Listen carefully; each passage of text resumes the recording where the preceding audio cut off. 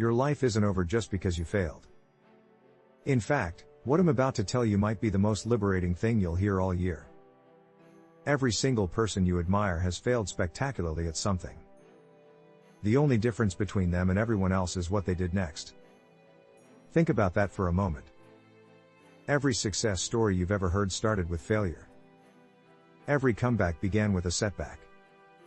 Every phoenix rose from ashes. And right now, wherever you are in your journey, you have that same power.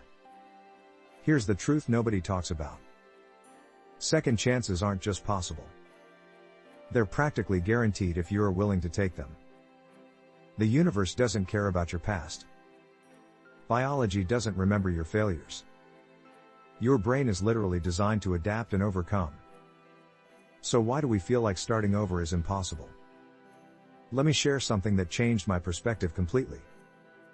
Colonel Sanders was 62 years old when he started Kentucky Fried Chicken. Vera Wang didn't design her first dress until she was 40. Samuel L. Jackson didn't get his first major role until he was 43. These aren't exceptions. They're proof that timing is a myth we tell ourselves to avoid taking action. But here's where it gets really interesting. Science actually backs this up. Neuroplasticity research shows that your brain can form new neural pathways at any age.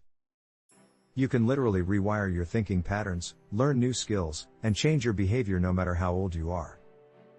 The idea that you're too old or too far behind is scientifically false. Now let's talk about why second chances feel so hard.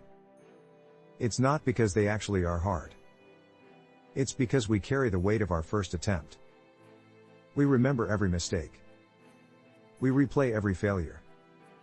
We convince ourselves that because something didn't work before, it won't work now. This is called negative bias, and it's killing your potential. Your brain is designed to remember negative experiences more vividly than positive ones. It's a survival mechanism. But in modern life, it just holds you back. When you tried and failed before, your brain cataloged that as danger. Now it's screaming at you to stay safe. To not try again. To protect yourself from more pain. But what if I told you that pain is actually data? Every failure taught you something. Every setback showed you what doesn't work. You're not starting from zero. You're starting from experience. That's a massive advantage that first-timers don't have. Think about it this way. When you learned to walk as a child, you fell hundreds of times. Did anyone tell you that you'd used up your chance to walk? Did anyone suggest you should just crawl forever? Of course not. Falling was part of learning. Failure was necessary for success. Somewhere along the way to adulthood, we forgot this fundamental truth. We started believing that failure means we're failures. We confused a temporary setback with a permanent identity. We let one closed door convince us that all doors are locked. Here's what actually happens when you start again. First, you face resistance. Your mind will throw every excuse at you. You're too old. You don't have enough money. You missed your window. Other people are already ahead. These thoughts aren't truth. They're fear dressed up as logic. Second, you'll encounter doubt from others. People who gave up on their own dreams will question yours. They'll remind you of your past failures. They'll suggest you're being unrealistic. This isn't about you. It's about them projecting their own limitations onto your life. Third, you'll make mistakes. Because you're human. Because you're learning. Because growth requires trial and error. But here's the beautiful part. This time, you know mistakes are coming. You can expect them. You can learn from them faster. You can adjust quicker. Let me give you a practical framework for starting again. Step 1 is acknowledging where you are without judgment. You're not behind. You're not too late. You're exactly where you need to be to begin your next chapter. Remove the shame. Release the regret. Accept your starting point. Step 2 is defining what you actually want. Not what you wanted 5 years ago. Not what other people expect. What lights you up right now? What would make you excited to wake up tomorrow? Your goals can change. Your dreams can evolve. Give yourself permission to want something different. Step 3 is taking the smallest possible action today. Not tomorrow. Not next week. Right now. Send one email. Make one phone call. Write one paragraph. Take one step. Momentum builds from movement, and movement starts with a single action. Step 4 is building a support system. Find people who believe in second chances. Join communities of people who are also starting over. Surround yourself with voices that encourage rather than discourage. Your environment will either fuel your comeback or kill it. Step 5 is celebrating small wins. Every day you show up is a victory. Every obstacle you overcome is progress. Every lesson you learn is growth. Stop waiting for the big breakthrough to feel proud. Start honoring the daily discipline that makes breakthroughs possible. Now let's address the elephant in the room. What if you fail again? What if this second chance doesn't work out either? Here's the truth that will set you free. Failure is only final if you stop trying.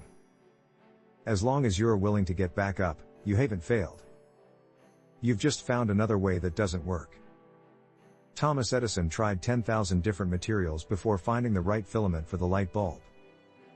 When asked about his failures, he said he didn't fail. He just found 10,000 ways that didn't work.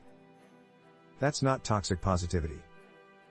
That's the mindset of someone who understands that success is a process, not an event. Your comeback story doesn't have to be dramatic. It doesn't need to be perfect. It just needs to be authentic. Maybe you're starting a business after bankruptcy. Maybe you're going back to school after dropping out. Maybe you're rebuilding a relationship after making mistakes. Maybe you're choosing sobriety after relapse. Maybe you're pursuing a dream after years of playing it safe. Whatever your story is, it matters. Your willingness to try again inspires others to do the same. Your courage to start over gives permission to people who are stuck. Your decision to believe in second chances creates a ripple effect you'll never fully see. Here's something else nobody tells you. Starting over gets easier each time. Not because the challenges get smaller, but because you get stronger. Each attempt builds resilience. Each setback develops character. Each comeback proves to yourself that you're capable of more than you thought. The most successful people aren't the ones who never failed. They're the ones who failed the most and kept going anyway. They're the ones who turned their mess into their message. They're the ones who refuse to let their past define their future. So where do you go from here? You make a choice. You can stay where you are, replaying old failures and wondering what might have been. Or you can decide that today is day one of your comeback story. You can choose to believe that second chances aren't just possible. They're your birthright. Remember this. The world doesn't need more people playing small because they're afraid of failing again. The world needs people who are brave enough to start over. Who are honest enough to admit they don't have it all figured out. Who are determined enough to keep trying anyway. Your comeback story starts the moment you decide it does. Not when conditions are perfect. Not when you feel ready. Not when other people believe in you. It starts when you believe in yourself enough to take one more step forward. The beautiful truth about second chances is this.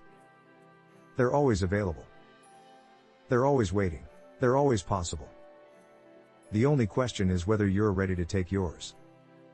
And if you've watched this far, I think you already know the answer. Your comeback story starts now.